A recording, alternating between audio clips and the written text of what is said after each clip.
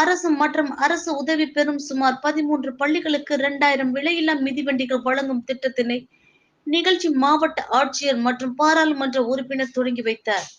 வேலூர் மாவட்டம் குடியாத்தம் ஒன்றியம் மற்றும் நகர பகுதிகளில் உள்ள சுமார் 13 அரசு மற்றும் அரசு உதவி பெறும் மேல்நிலை பள்ளி மாணவ மாணவிகளுக்கு விலையில்லா மிதிவண்டி வழங்கும் திட்டத்தினை குடியாத்தம் பலவனேர் சாலையில் உள்ள திருவள்ளுவர் மேல்நிலை பள்ளியில் நடைபெற்றது.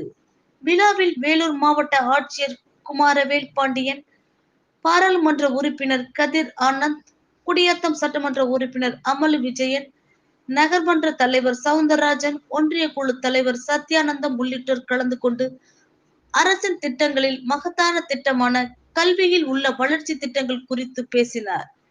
மேலும் கல்வியில் மாநிலத்தில் முதல் இடம் பெற மற்ற மாநிலங்களுக்கு தமிழகம் முதன்மை பெற வேண்டும், மாணவ மாணவிகள் கல்வியில் புரட்சியினை ஏற்படுத்த வேண்டும் என்றனர். மேலும் நிகழ்ச்சியில் சுமார் 13 பள்ளிகளை சேர்ந்த 2000 மாணவ மாணவிகளுக்கு விலையில்லா மிதிவண்டிகள் மாவட்ட ஆட்சியர் குமாரவேல் பாண்டியன் மற்றும் வேலூர் பாராளுமன்ற உறுப்பினர் கதிர் ஆனந்த் ஆகியோர் வழங்கினர். நிகழ்ச்சியில் KMG கல்வி நிறுவனங்களின் செயலாளர் வழக்கறிஞர் ராஜேந்திரன் உள்ளிட்ட அரசு அதிகாரிகள், உள்ளாட்சி பிரதிநிதிகள் பலர் கலந்து கொண்டனர். இந்தியா மட்டுமே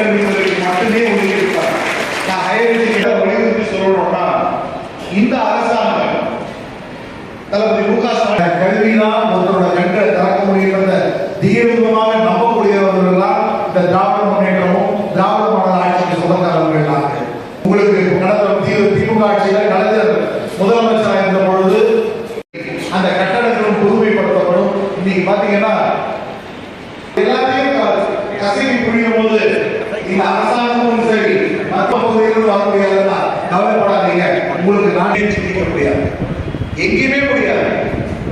கொஞ்சம் கொஞ்சமா நீங்க எல்லாம் படிக்க ஆரம்பிச்சீங்க. கிராம பகுதியில் மக்கள்